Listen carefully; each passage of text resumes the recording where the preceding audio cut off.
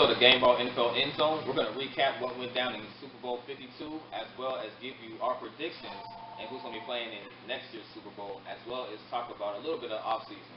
If you thought we were done, of course, this is where the football season never ends, right? Gameball NFL Endzone starts now. Super Bowl Super Show. Don't go anywhere. Stay tuned.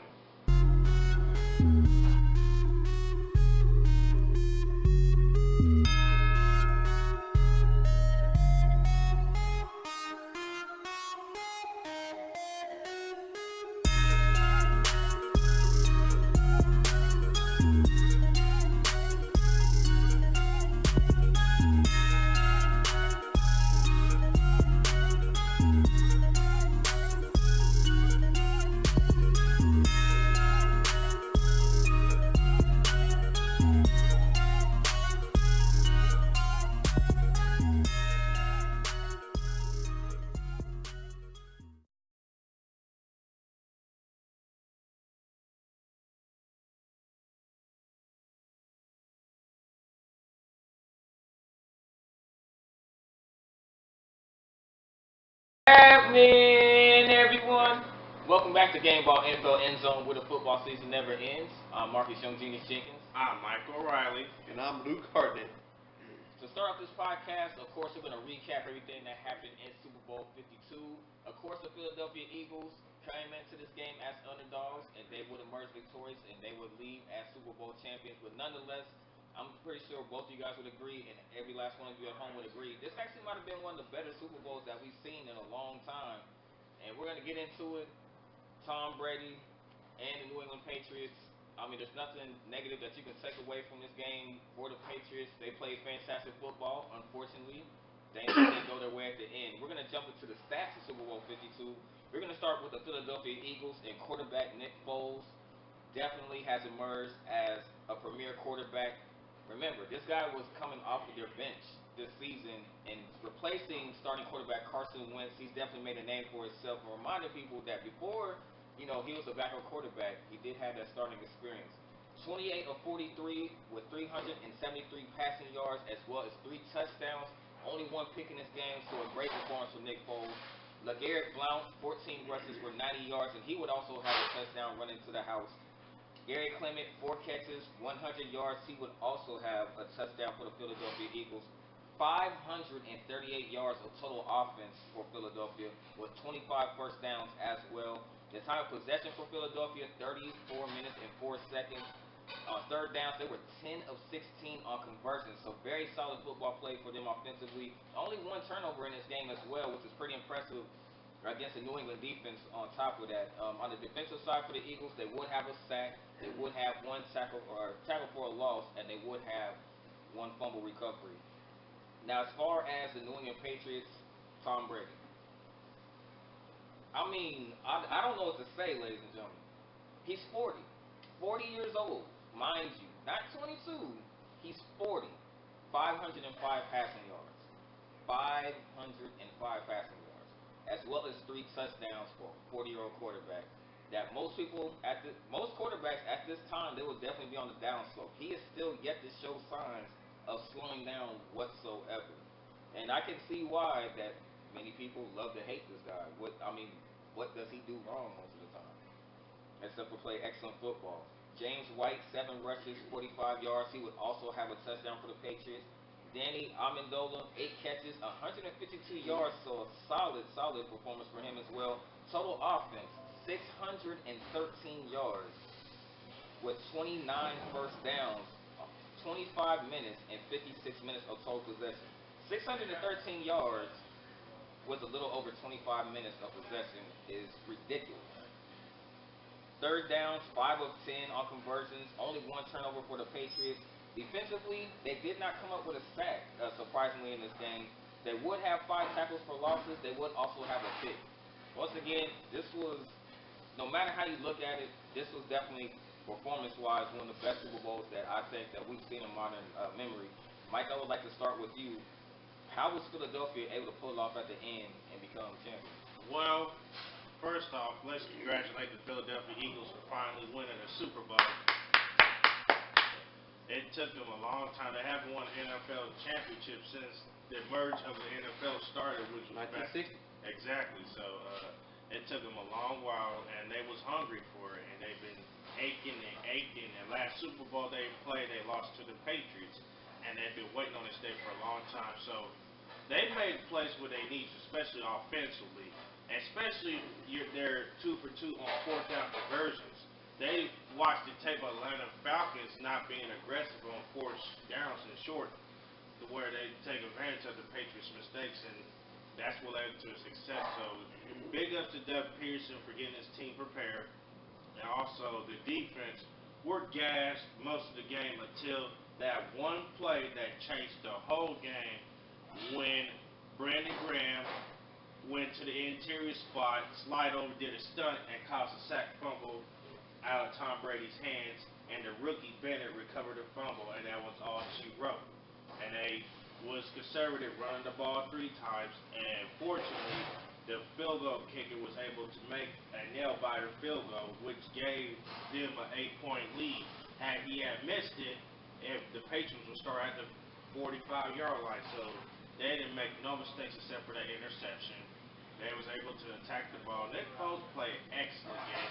The offensive line protected him well, and at times at blitz they still protected him as well as in this game. Then LeGarrette Blount was able to run the ball effectively, and they was able to throw some checkdowns, throw screens, and New England Patriots defense was able to stop and contain it. So Philadelphia had a well game plan. They did some field study on the Patriots defense. They was lacking depth in pass rush, and they took advantage of that. And for the Patriots, the defense, they gave them 500 some total yards of offense. That's not the New England Patriots defense. That's the most yards allowed in the Super Bowl era when the Patriots played on defense. They played terrible. They did have some moments, but overall, you can't give up 500 yards. They did not rush the quarterback. They couldn't get off the field on 3rd down, and unfortunately, it cost them at the end, and they got fooled on a few trick plays, especially the one that Foles caught for a touchdown, which they was mocking with Tom Brady dropped a touchdown pass. Then for the offense they did all they could, except for that one play when Shaq Mason missed the key block. Because if he would have at least threw him off his block a little bit, Tom Brady would have had a half second there, and Gronk was open. So, yeah, the offense did good, but at the end, Shaq Mason missed the key block, and that's all she wrote. The Patriots, for their performance, they didn't deserve to win this game. They didn't deserve to be Super Bowl champions. And you had all this talk about benching Malcolm Butler and all this scenario going on. Well, I did read an interesting stat, and it tells you why the Patriots paid a lot of money for Stephon Gilmore. Then Malcolm Butler, Stephon Gilmore gave up 600-some yards to Malcolm Butler's 800 yards this season, including the playoffs, and they both gave 2 touchdowns, and they both gave up had 2 interceptions, not gave up, but had 2 interceptions. But the difference was Stephon Gilmore is a little bit more bigger and physical at 6'1", and he gave up less yards. This year he has struggled a little bit, but once he started coming to the zone, he came to his own. So they put Gilmore on Alshon Jeffrey, who had a touchdown, and Alshon Jeffrey was silenced for the rest of the game. Then Eric Rowe couldn't stop the short yardage passes here and there. He could have made a difference here and there, but I don't know if that would have been the point. We wouldn't know. And plus, it was based off his performance. That's what everybody's hearing. If you don't perform well, then Belichick's going to let you know, even if it costs us the game. Belichick has that cachet to where he can do what he wants, because he has a total of 7 Super Bowls, 2 with the New York Giants as a defensive coordinator, and 5 as a head coach with the Patriots. So that's the only coach that can get away with that. Any other coaches would be slammed to the grid. So the Patriots didn't deserve to win this game. They played sloppy the last 2 minutes. The offensive line blew their block, blew their assignment. Instead of communicating like they usually do, there was no communication. One else was pointing out the blocks and telling who you got. And overall, it was just a disaster at the end for the Patriots. They gave up too many yards, and they go into the off season. It's gonna be hell season for the Patriots. After this loss may be a good thing for them. It gets their mind refocused. It takes them off the distractions.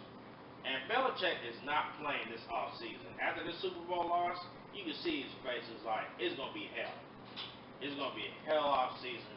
But with Tom Brady's not gonna go down that easy. He's eager to get back to the Super Bowl and win it before he retires. He's going to get 6 regardless before he retires. So overall, the Patriots, they played poorly. Offense played good except for one play. Defense, they played poorly. They need to address pass rushers immediately offseason because most of them was injured before start of season. And when they lost Hightower, that was huge. They worked some stuff here and there, but they gotta stay healthy. And we don't know if Gronk's retiring. And Julie Ellen's coming back from an ACL tear. They should sign Damian Abdullah and Dion Lewis. Those are my 2 top offensive players in Keith that they need to resign. And they should be fine. But going forward this offseason is going to be hell rated season for the Patriots. I mean, Philadelphia, they had to play their best game of the year, and they did. I mean, especially Foles. That kid was just throwing darts just left and right. I mean, he was, when he had to be on the money, honey, he was. Prime example, the second half touchdown to Clement, where he may or may not have had a foot out of bounds. Foles threw that pass in such a way that when the ball stuck to the hand, he had to, what I believe happened is, when you break it down frame by frame, he put that ball so on the money that when it hit the hand, he had the 1 foot down, which I think the officials counted as a first step, which means that the second step was actually, the step out of bounds was a third step versus the second step. And the only way that's possible is with a throw just as on the money as that. I mean, he was just making. I mean, it was his idea. I'm glad we ran this a day late. Our podcast a day late. I had a chance to watch some NFL films. Sound effects, I believe it's called, and they called the timeout. And you can hear Nick Foles say to Coach. He says, "Coach, Philly." Peterson says, "Let's run it." Goes to the huddle, says Philly special. They all broke the huddle, knew exactly what he's going to do. All knew he was going to be the end result. Probably the most brass call in Super Bowl history you'll ever see. You open with all the stats and everything else. Mike, pretty much we'll break down everything. Both teams, both sides of the ball. One thing I think we're getting immune to Super Bowls. Last year we had you said a few times this is the best one in memory, which it is. But at the same time, think about the statement that makes though. Just last year we had a 25-point comeback in the first overtime in Super Bowl history. The year before that, Denver had to score a fourth quarter touchdown to go up by two scores. This is how good that Carolina defense was. Denver was 1 of 14 on third down conversions that year. Nobody talks about that Carolina defense. 1 of 14 on third downs. They lost by 2 touchdowns. Previous year, Seahawks, 1 yard line, 20 seconds to go. Malcolm Butler making the play of his career. To say that this is the best Super Bowl we've seen in a long time, just goes to show how you go back to the year before that, Seattle just absolutely curb stomped Denver or whatever else. But that's really the last kind of. It just goes to show how immune to great Super Bowls we've gotten. We've, as a football nation, we've become very, very spoiled, and I'm not complaining at all. I hope next year's even better. Well, this year's was good, but I say last year's was better because whoever comes back from a 25-point deficit and takes the Super Bowl to overtime win, it never happens.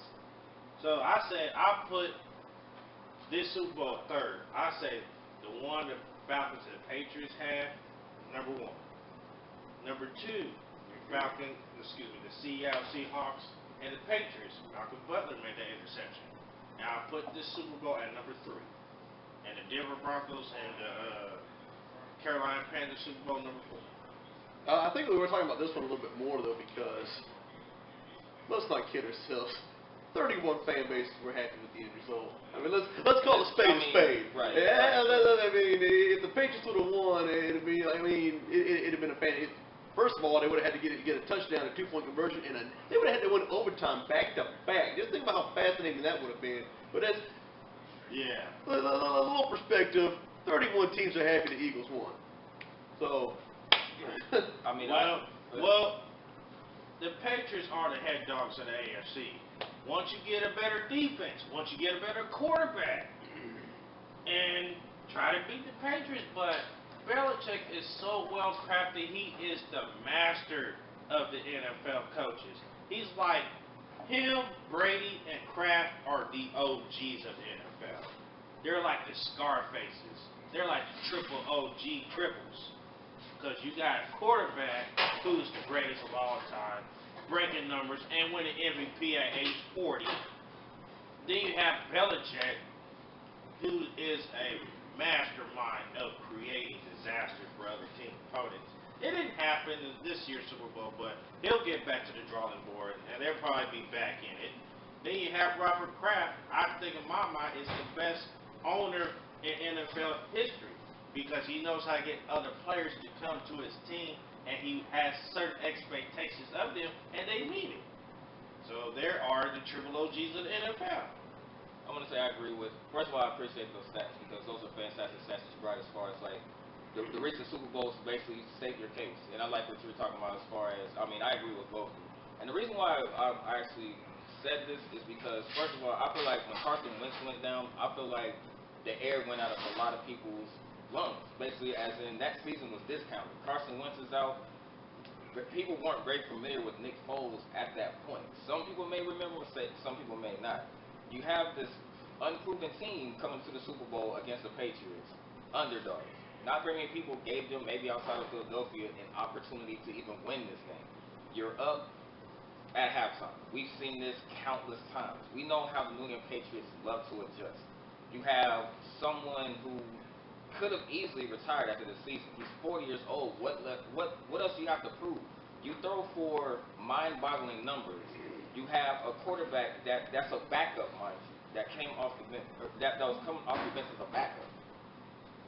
And he basically comes to the gunfight and shows Tom Brady and everybody else, I'm bringing guns to this gunfight as well. And they did the impossible. And the fact that the New England Patriots made the adjustments that they made in the second half, and the fact that, unlike the Jacksonville Jaguars, unlike the Atlanta Falcons of a year ago, this team actually did not back down. They didn't lose their composure. They continued to fight when everything was said and done. Yes, they did let the Patriots like most teams, but it's just credit to how good the Patriots are. They can adjust to anything that you throw at them, and there's not another team in the league that can do that. On that note, there's a little debate on the Philly special. Alshon Jeffrey may have been off the line, may have been illegal formation. There was a line judge from about beat up Mike. So I mean, that's first of all, that's on the stripes, not the Eagles. Number one. Number two, whether it's the illegal formation or not, you know what's the Patriots' MO? They are prepared. They're the most prepared team in the league. So the social media warriors, trying to cry foul and touchdown shouldn't count, whatever else, which is mainly Patriot fans, to be fair, but. Your team is notorious for being the most prepared team in the league. Illegal formation, not missed call by the stripes or not, they should have defended it better. They should have defended the play better. They're the most prepared team. And to think that Philadelphia could just simply out chess match them, for lack of a better term, was like really the most mind-blowing part of that situation for me. Yeah, it was a good game, but Philadelphia came to play, and the Patriots didn't at the end. They didn't deserve to win the Super Bowl. And I'm a fan of the Patriots, but I'm going to be realistic. When I say you didn't deserve it, you didn't deserve it, I stand 100% by it. And I think this loss will bring the Patriots close together. Like, what do we need to address the offseason? What do we need to do going forward? Make sure this. I actually think the Patriots did deserve it. The Patriots would have beat 30 other teams in the league that day. Absolutely. They played well enough to beat 30 other teams. They would have beat the Broncos, the Steelers, the Panthers, the Saints. They just happened to play that one team in the league on that one day they weren't able to win. They would have beat any other team in the league. I think they would have won this game, but it's that one critical play because you know when Tom Brady has the ball with 2 minutes left and they was down by 5 with 2 minutes left. That is too much time and a timeout. You know Brady's gonna be a professor and work that magic. It's just that one particular play, the offensive line got caught slipping. And they communicate well for this other offensive line. And that moment, you always need to communicate like where this player is going, how his movement is. So on that part, that's on Shaq Mason. And for that reason, I say they didn't deserve it because that part right there. Injuries aside, to both teams or whatever else, Edelman was out, Wentz was out, Sproles was out for Philadelphia as well, which I don't think can be overstated enough. They were both the respective number one seed. End of the day, we had the two best teams in the league playing each other, which is the way it should be. Exactly. Great Super Bowl. I mean, competitive from start to finish. I congratulate both teams, absolutely. I mean, fantastic seasons from both of them. Both of them played a fantastic game. It's just one of those situations to where, unfortunately, only one team can win. And that's what it basically came down to. Philadelphia Eagles 41, New England Patriots 33. That recaps Super Bowl 52. We're going to take a quick break and we're going to jump into the glimpse of the future and we're going to predict who's going to be in the next Super Bowl in 2019. Stay with us. Get that crystal ball ready. And don't go anywhere. Stay tuned. We'll be right back at these moment breaks.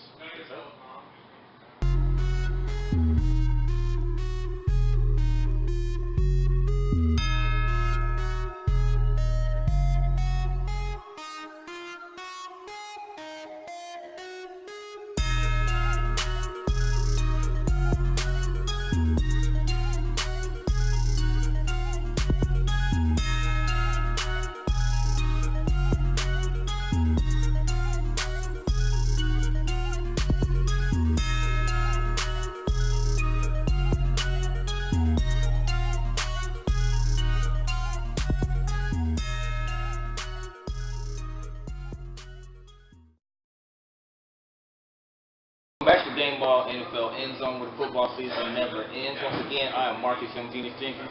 I'm Michael Riley. I'm Luke Hartnett.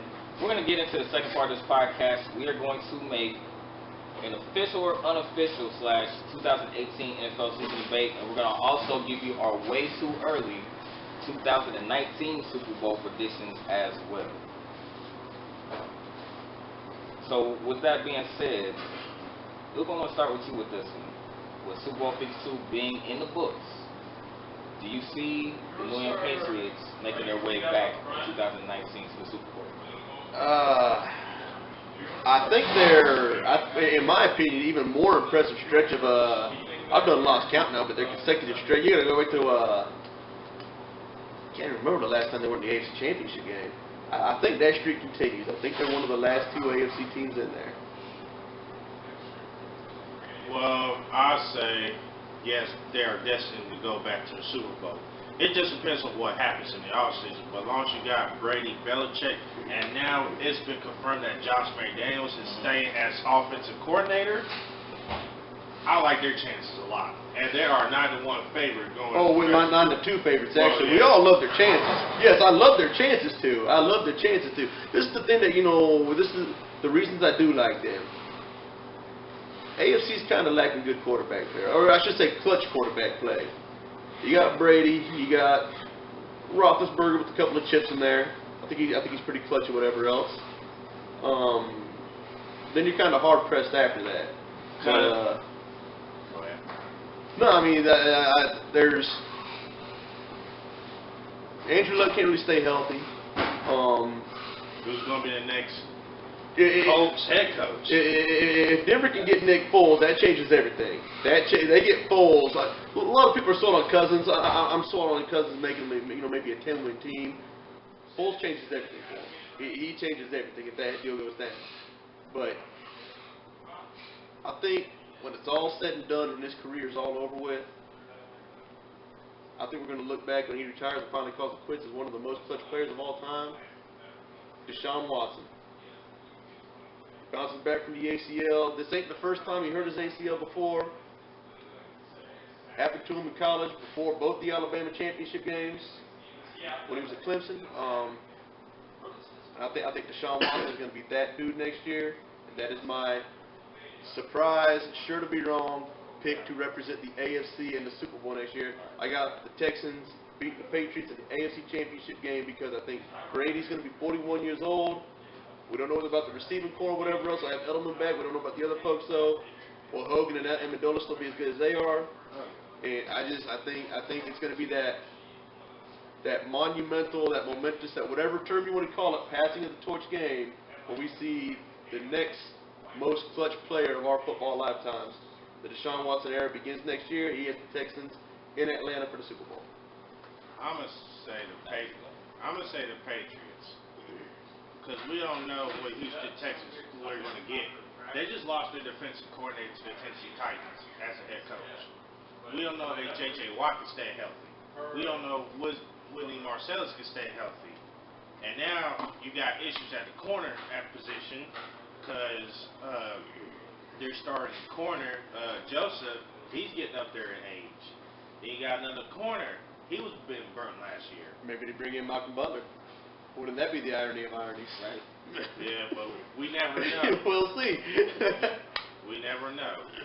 So for those reasons, I'm sticking with the Patriots. Are going back to the Super Bowl and go to Atlanta to represent Super Bowl 53. NFC side, it's a toss-up because you got one team here, one team there, one team here, one team there. Man, that NFC is so stacked. Oh my gosh. Yeah. Especially if the Cardinals get Nick Foles or Kirk Cousins. That's a legit 4-horse race in the NFC West. I think San Francisco has taken that next step.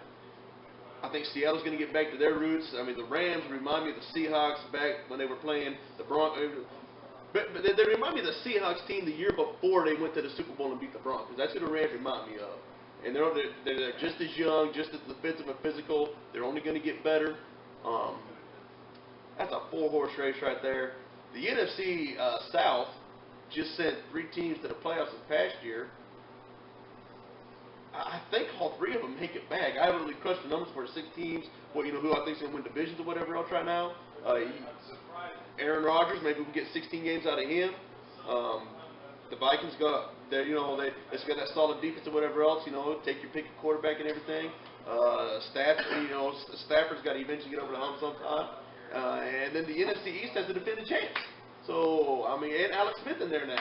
So that NFC is just a potpourri of good football. Well, I'm gonna say this right now. I could be wrong.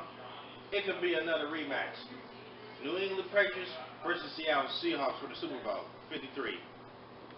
That could be interesting. Could be. Because of the fact that Pete Carroll made one of the dumbest calls in Super Bowl history. Well, a lot of people say. Well, I say it was a good call, but better execution by the Patriots defense. But I say a rematch of the Super Bowl 49 going to the 53. Patriots versus Seattle Seahawks. I think we get lit next year what we almost got this year. We get a home team Super Bowl. Super Bowl's in Atlanta next year. Atlanta Falcons, they won't have that Super Bowl hangover. They had first and goal down 15-10 against the Eagles. Couldn't quite punch it in. I think the Atlanta Falcons go to and win the Super Bowl on their home field next year over the Texans. That'd be interesting to see because if anybody else does have a great opportunity to go to a Super Bowl and actually get into the Super Bowl and host it, it would be the Falcons, I would think. I want to ask you guys this. For the Dallas Cowboys, there's no suspensions, there's nothing significant that's holding them back. Do you see them making it to the postseason? Well, significant holdback might be salary cap. Because I was looking at it the other day, they're like the near bottom of the salary cap. And that's been their issue for the last few years. So you're going to have to sacrifice some players. And you're going to really have to focus on the draft. They also got the 4th best quarterback in the division, too. So, because salary cap is supposed to go up this year. And that's no offense to Dak Prescott either, but Carson Wentz, you have to assume would be back and healthy. They seem to know how to manufacture for even if it's a slow start to the season. They're going to probably lose Foles. they'll probably get another solid backup in there somewhere along the lines, though, too. I think Eli Manning can still play. I think Alex Smith is going to be. I mean, he's Alex Smith. He's going to do what he does. But what about the offensive line the Giants need to address? That's been their Achilles heel for the last 3 years. They barely got to the playoffs last year with a suspect offensive line at 11-5. But at that most important position on the field, I mean, I'm a Presky guy. I really am. But proof's in the pudding. He's the 4th best quarterback in the division right now. Then a lot of stuff can happen once with March 13 hits. That's like a celebration of Christmas for the NFL world. Free agency starts. We don't know which player's going to here. We don't know which player's going to there. It's just like a big Christmas for the NFL and the fans. Because everybody's going to be tuning in to TV, ESPN, NFL Network, Fox, phones, apps, whatever they can get their information from. Bleacher Report, maybe a little bit from hearing us. So, Why not? why not? Why not? But people going to be sitting out tweets here and there. It's just going to be bananas in the free agency market. So, we don't know which team is going to get which players. And also this year's draft. I am very interested and excited to look at this year's draft. Because this year's draft is loaded with defensive talent. Especially at the defensive line spot. And it mostly is dominated by Georgia and Alabama on defense. So, a lot of teams need to address defensive needs. So, we don't know what's going to happen. But I am excited and interested in what the offseason is going to bring, especially with a month later from now, free agency starts. The New Year League starts. Then on the month later after that, towards the end of April, you have the NFL draft. Then you have the scouting combine. Is players' stocks going to rise or fall? Then you also have some players that slip in some rounds of the draft and made a name for themselves. And it seems like to me, it's always the players who are drafted between the 3rd round and the 6th round are a household name steals. 4th round draft pick, Dak Prescott. And he was a hit for the Dallas Cowboys. Back in the late 70s, early 80s, Joe Montana, 3rd round pick out of Notre Dame, 4 Super Bowls later. So it's just like bam, bam, bam, bam. And Tom Brady, 6th round draft pick. What 6th round draft picks has pride rings? I'll wait. Name another sport. I'll wait. So you have undrafted free agents as well who have something to prove. There's been more undrafted free agents who has successfully had good careers and Super Bowl titles as well. So we don't know what's going to happen in our season. I don't know what round he was drafted in, but Jeter's got 5. Hey, you open the door at the end of sport, man. All right, you got Hey, what about you? What's your Super Bowl there, Marcus? To tell you the truth, I do like the Patriots just because they lost. I mean, maybe things could be different, but I think this season's going to be interesting because I think a lot of eyes are going to be on. -2 odds, getting Edelman back? Absolutely. And the thing is, people are going to want to know who is going to be the next team up. Tom Brady can't play forever. He turns 41 next year. Who is going to be that next person? Do I think he gets the Super Bowl? I think he does win the Super Bowl in Atlanta next year, and I think he rides out into the sunset as arguably the greatest quarterback ever. Yeah, because sorry to interrupt. No, go ahead. But with this Super Bowl loss, when I was watching Tom versus Time, those 2 Super Bowl losses drove him crazy before this one. And I bet you it's going to drive him even more crazy and nuts. Like, we're going back. We got to do something this offseason. I have not long left. Let's go get one more before I leave. So it's going to drive him nuts. And I don't see him declining or falling off the cliff, as Mr. Max Kellerman loves to say on ESPN, which your cliff theory is ridiculous. But I don't see him falling off at any time. Who are they playing? I'm gonna say Atlanta makes this one. I really think that it's gonna be a Super Bowl. Super Bowl rematch. Yeah, a Super Bowl Man. rematch. I just think there's no better opportunity than to be in a Georgia Dome at the Super Bowl. We know the Vikings blew that opportunity this year. It'll be year 2 Sarkisian running the offense for him. Honestly, I think this one goes down, and if this goes down, the city of Atlanta, matter of fact, the state of Georgia, would be absolutely off the chain. And I'm not gonna lie, gentlemen, we would have to find a way to get there. If it does happen, I'm just saying. I'm down for it. I mean, I'm just saying. And if they win, we go to the parade. We already there. Who knows what might pop up? We might even see Ludacris. We might even see Lil Jon or somebody up in there. Or 2 Chainz. I'm just saying, why not? But with that being said, we want to thank you very much for tuning in. Was there anything else that you two gentlemen want to add before we shut this down? Well, the football season may be over, but in our deal, the football season will never be over. So check us out on recaps of the free agency, recaps on the draft, and we're also going to talk about the power rankings. We're going to talk about scheduling wins predictions, and same as college. And just be on the lookout for us to come even more. We're not, it was a good season, so let's get a round of applause. And we'd like to thank the fine people of Stonewall Pizzeria Restaurant here in Lawrence, Kansas for giving us the opportunity to host an event right here.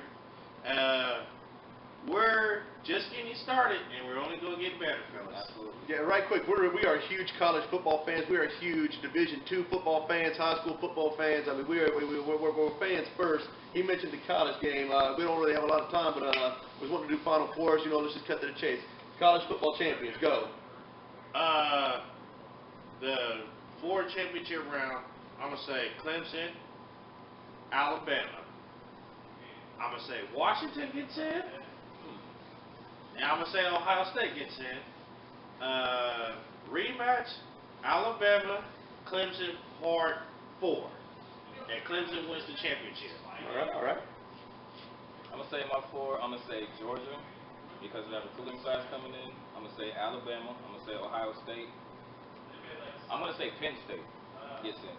As my 4. I like the Nittany Lions. So you saying 2 for the Big Ten and 2 for the SEC? Absolutely, that's the way I see it. All right. I actually think, remember, Alabama didn't win their division last year. I think they faced Georgia in the SEC championship game this year in kind of an elimination style. I think the loser of that game gets left out of the playoffs. I like Georgia to win that game. That's why I don't have Alabama in the playoff.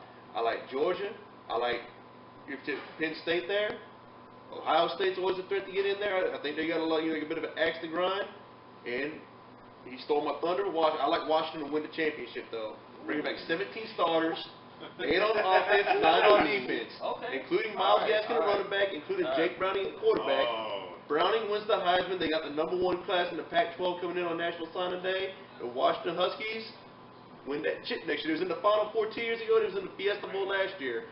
It's not really that big of a surprise, but they will be the last team standing. Well, we both think alike when you said Washington, so I didn't know I kind of stole your thunder there. But I gotta win it. Last man standing. Right. I'm gonna say I like Georgia winning this one. I like Georgia winning the national title. I just think they have a lot of solid pieces coming back. Plus, they have the top recruiting class coming into this season. Man, they are sweeping Alabama left and right in a recruiting class, but it's on paper. You have to deliver. But I do like you picked up, but I'm just saying. They won on paper. We see this before. The same story happened last year when Alabama was not in the top 5 in a recruiting class.